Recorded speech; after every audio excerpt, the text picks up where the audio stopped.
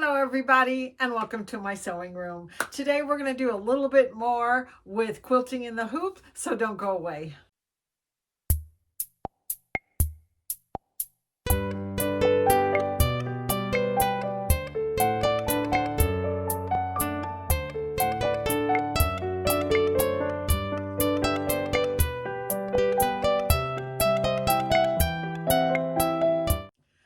Okay, so everybody who is a sewer knows that while everybody else is thinking about Christmas presents, the rest of us have moved on to the next time we have to do the next projects that we're working on. And I've already moved on to Valentine's Day because I'm going to be doing Sew Fun at the Rocky Mountain Sewing stores in January. And I need to have some Valentine's Day projects done. And I have made some really cute things with this really cute Valentine's Day fabric that we got in for Sew Fun. They're little charm packs, and I have a book that's called 3 Times the Charm, which is a really good book that just makes quilts from charm packs. And I have made a table runner, which I'm not going to show you because I've already sewn it out, but you'll see it in a minute, that I need to quilt, and I want to quilt it in the hoop on the stelaire. And so I thought it would be really fun, rather than doing the edge to edge that we did last time,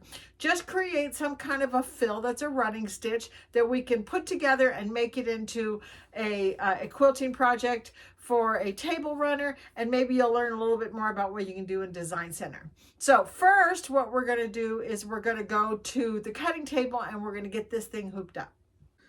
Okay, so I'm at my cutting table. I have my largest hoop, and I have put the part that hooks onto the machine here because I want the excess of my quilt to be hanging over the side instead of jammed up in that little throat space that's right there. So here's my table runner that I have created.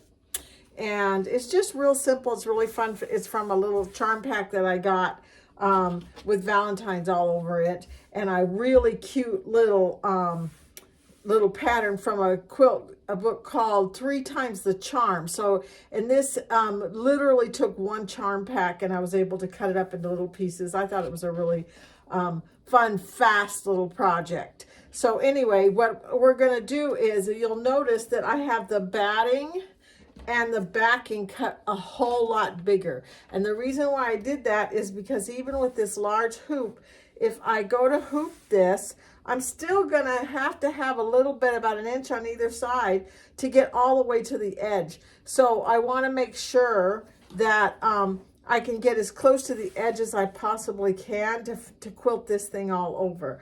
So I'm going to give a little extra room on this side, a little extra room on both of these sides, and that's why I cut extra fabric so that I don't have to worry about it hanging off the edge or trying to get it in the hoop. You got to make sure it's in the hoop good so it doesn't move.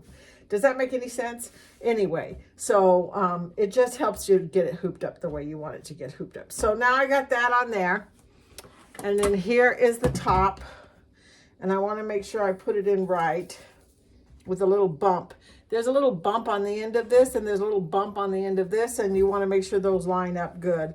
I don't know why, it just makes it fit better. So let's see if we can get this in here.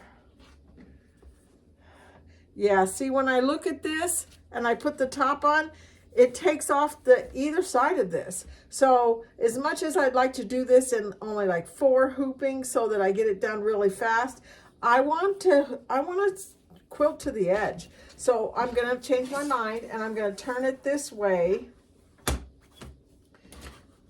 And that's one of the reasons why I have extra fabric on the end, so that I can turn it different directions. And then I'm going to hoop it this way. And then I'm going to have to hoop it twice for each width so that I get the whole thing in there. And that's the important part, so I can get it all the way to the edge. So I'm going to go ahead and I'm going to, hang on just a minute. Yeah, I was afraid of that. I turned it the wrong way. I'm going to go ahead, I'm going to put this in here.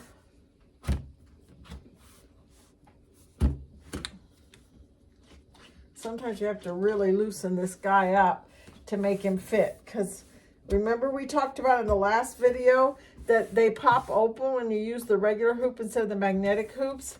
I don't want that to happen, so I loosened it up quite a bit. I'm going to push it down in here, And this is a table runner, and table runners don't, for the most part, have a lot of weight to them, so I don't have to worry about them pulling as is trying to hoop this and do an edge to edge with this in the hoop.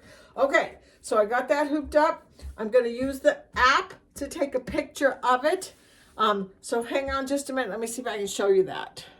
Okay, so you guys are going to think I'm completely crazy because as you can see, my hoop is laying on the floor here and my camera's way up here on top of my cutting table. You can actually see the edge of my cutting mat right here. And the reason why I'm doing that is because I'm trying to get this in a place where you can kind of see what I'm doing here. But I have opened up the My Design Snap and I've connected it to my sewing machine. It's on my iPad. And then I have to kind of center this. Let me go back. So when you're in this part right here, I don't know if you can see this with the glare and everything, but there's in the My Design Snap, there's the snap capture frame for pattern positioning. There's a snap capture frame for pattern editing in My Design Center. That's the one I want because I want to create an edge to edge. So I'm going to hit that and it's telling me what to do. And I'm going to just say, okay. And then I'm going to hold this so that it can find that hoop. And once it finds a hoop, it says hold. 1, 2, 3, boom. And then it says send to machine. And I'm going to send it to my machine. And I'm all the way in my living room and my sewing machine is in the bedroom and it still sent that to my design center. So that is ready to go. And I can go over to my sewing machine and see where the edge of my quilt is at. And then I'm going to go over and I'm going to create an edge to edge. Okay, so here we are in front of my Stellaire sewing machine, and I've got my table runner on here, obviously. So what we're going to do, we are in my design center, and we are going to go into the leaf. Now, remember, we've talked about this before. This is going to create an embroidery. This one here. This one's going to create an embroidery also from an image. This one's just going to take a picture of my hoop. So I'm going to hit this one. And then I'm going to go into this and this should be the picture I just took with the app. There it is right there. So I'm going to set it down. And when I look at this, it's really hard to see on the camera, but I can see the edge of my fabric here. If I want to move it this way just a little bit, that'll help me see a little bit better. I can see the edge of my fabric. I know where I'm going with this, so I don't go off the edge of my fabric. I can darken it a little bit more, but the more you darken it, the less you can actually see your lines that you draw. So like, for instance, I got the pencil chosen right now, and if I do this, I can see the line, but I can't see it very well. So I'm going to undo that. So I like it somewhere right here. This is where I can see my lines a little bit better, and hopefully you can see my lines a little bit better. So I've been thinking about this, and I think what I want to do is I want to just create some hearts. So I'm going to go into my shapes, and here's a heart. Say okay. And while I've got it up here, I want to make sure that it's not a satin stitch. So I'm going to hit the pour, come over here, tell it to be a running stitch. It always defaults to satin stitches, but I've obviously been playing with this. So there's that. I'm going to leave this black just because I want you to be able to see it. But normally I'm probably going to embroider it out in white or red. I haven't decided yet. But anyway, so let's just leave it black. And here's my heart, and I'm going to tap it so that it makes that into a running stitch. Okay, so now I have to select this so I can duplicate it and turn it. So I'm going to use the little box. I'm going to draw a box around it. And if you have the Luminaire or the Solaris, you can actually choose the box and choose the magic wand and just tap it. And that's a lot easier than drawing a box around it. But it's selected. So I'm going to rotate it and turn it. Whoops, that's not what I meant to do. Let's go around. Okay, now let's say okay, and let's size it. I want to make it a little smaller. Probably that's a good size. I want to make sure that it stays inside the table runner, but I want to get as much of it in here as I possibly can. So it's right here at the edge of my table runner. Now I'm going to duplicate it. and move it over here. Come on, move. Let's rotate it. Rotate. Let's move it. Let's go all the way down here to this other side and kind of bump into it just a little bit.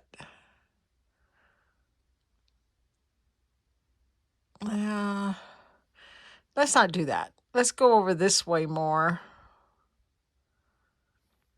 And then let's duplicate it and rotate it.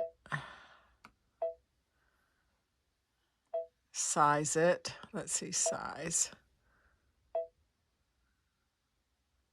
Now, the bad thing about this is every time you let go of something in the Stellaire, it's not going to let you pick it back up again when they're overlapping each other. So don't let go of this or you'll have to start over again. I've still got this selected.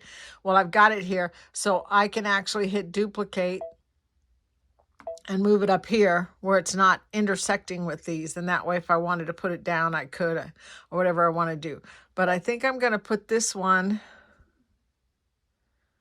You know what? I think I'm going to, obviously, I haven't thought this through really good. I don't know what I'm doing. I'm just trying to create something. I'm going to go here. And then I'm going to say, okay. And I'm going to duplicate it and move it up here. And then let's rotate it back this way again. And let's make it size. Let's bring this one back up to the bigger size. And bring this one so it overlaps like this.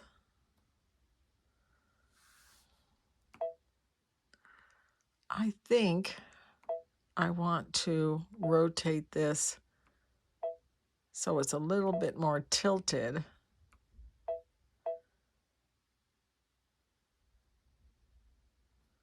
There's that one. Okay, let's duplicate it. Move it over here. Rotate.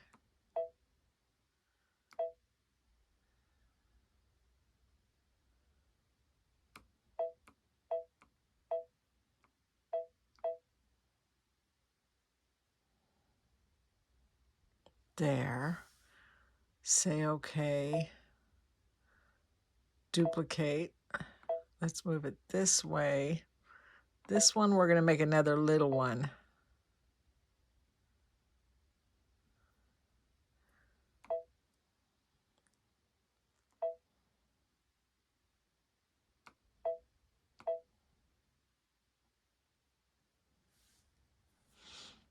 Say okay.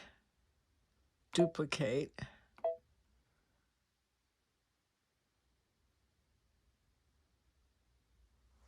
Okay. Oh, I'm going to definitely need another one. So let's just duplicate that again. Put it over here. Size it a little bit.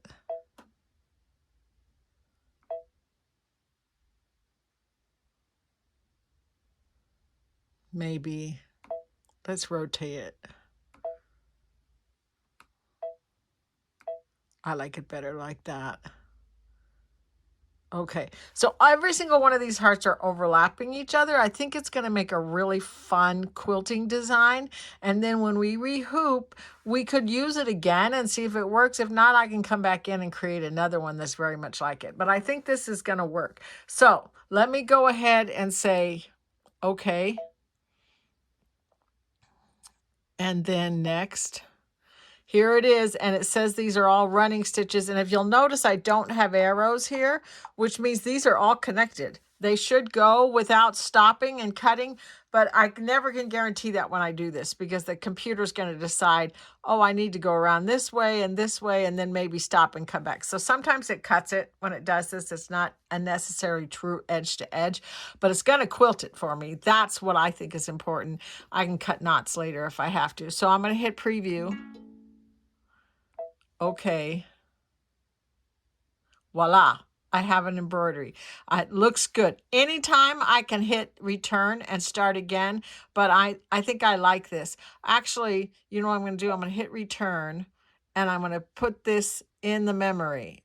I always put in the memory over here because if I do it in the other part, sometimes it doesn't save it as something I can edit later. So I'm going to put it in the memory here in my sewing machine, just in case I need to come back and do something with it. But then I'm going to hit next, preview, and set that down and say okay. Okay, so this is ready to sew out. I'm going to go ahead and move my camera. And you can see, I turned off the light because it glares really bad. So let me see if I can get the light back on again really quick here.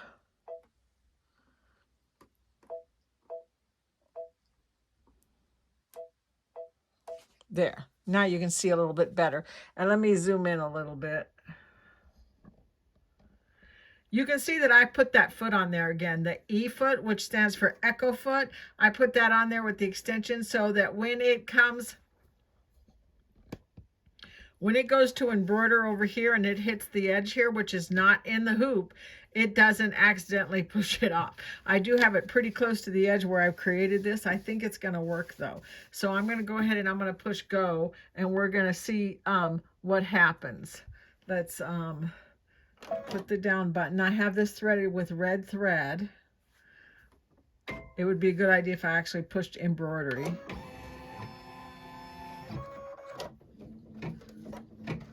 I don't know how I got this one thread in here, but I'm not going to worry about it.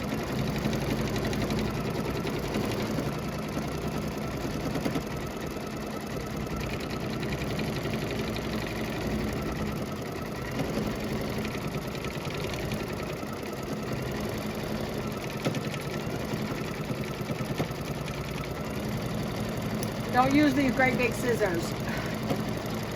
Sometimes I just grab whatever's close. Okay.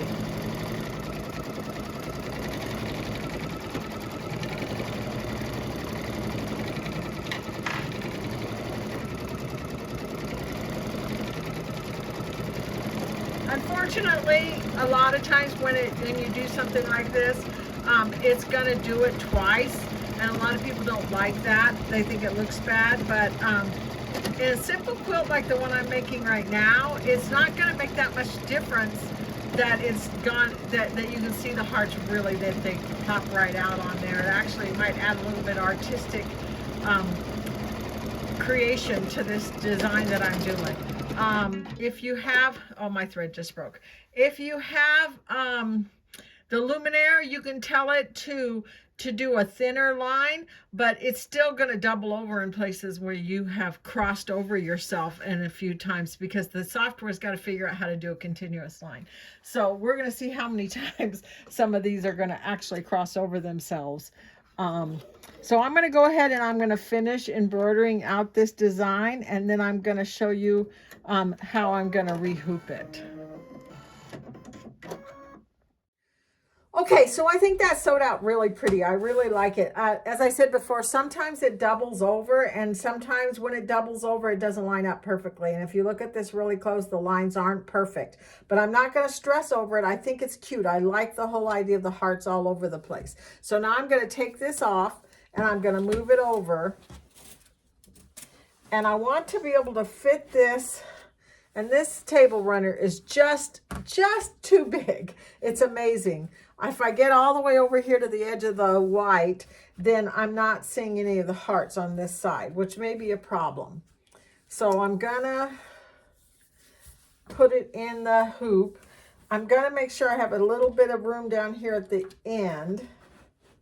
Let's scoot the hoop this way. And I'm willing to bet, just from experience,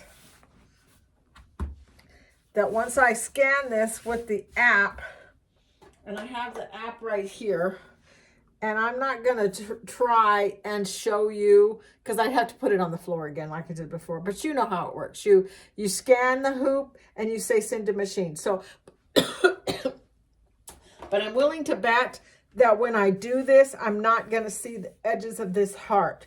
So I have a choice to make. I can either move the hoop over this way and hoop this 3 times, or I can just repeat this design right here and get it as close to the edge as possible and hope that works. And that is what I have decided to do, because this is not a true edge to edge. It doesn't have a start and end, so it doesn't really matter, just as long as I fill up my table runner, and that's my goal in this. So I'm going to go ahead and leave this the way it is because I'm lazy. I don't want to have to rehoop it 12 times. So let's take it over there and let's see how it comes out. Okay, so here I am back in front of my Solaire sewing machine, and I rehooped it, and here's my design that's still on here from where I created it before. So I'm going to take this design and I'm going to pull it so it's as far over this way as I can possibly be, so I can see if it's going to fit over here. Then I'm going to hit the button that's down here that does the square going around in an arrow. I'm going to hit that, and I'm going to check. And actually, that looks pretty good.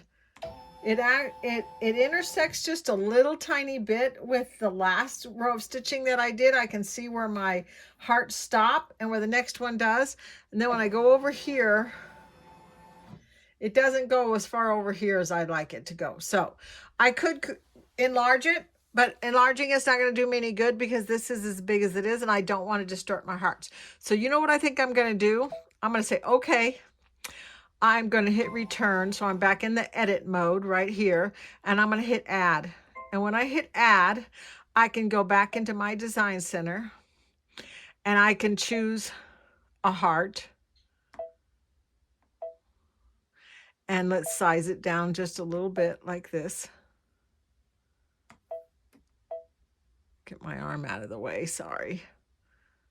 Okay, there's my heart. And I'm going to hit the pour, and I'm going to hit this so that it's a running stitch.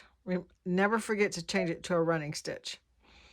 Pour, tap. Now it's a running stitch, right? So I'm going to hit next, and I'm going to just save this just the way it is. And I'm going to set it down. So now the one I just created is right here, and I can play with this. So let's edit, rotate, turn it, put it here. There's one there. And okay, let's duplicate that.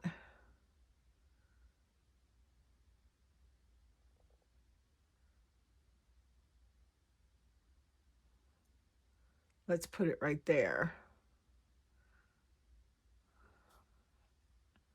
And let's duplicate that. And then I'm going to size this sucker down.